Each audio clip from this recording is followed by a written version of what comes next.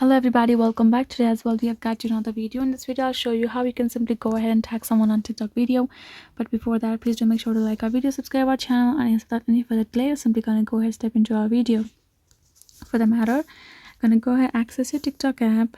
First, let's go back, discard this files, and here in this section you can either simply record a video for yourself and simply tap on this check mark icon, tap on next, and then you can find this option called tag people, which you will be able to find this kind of interface. You can go ahead, choose any accounts that you would like to tag them over here. You can go ahead, choose them, and tap on this done option, and that person will be tagged. You can see their profile icon over there.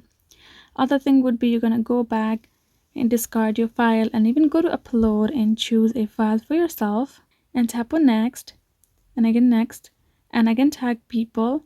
Go ahead, choose that particular account, tap on done, and you can again tag people here in both of the options, including your recorded video or in the video that you have already recorded and you have got for camera roll. So that is the way you can do it, and then you can simply post it with the tag person. That is it, guys. Hope this video was helpful to you all. Thank you so much for watching, and yes, I will be seeing you guys in our next video.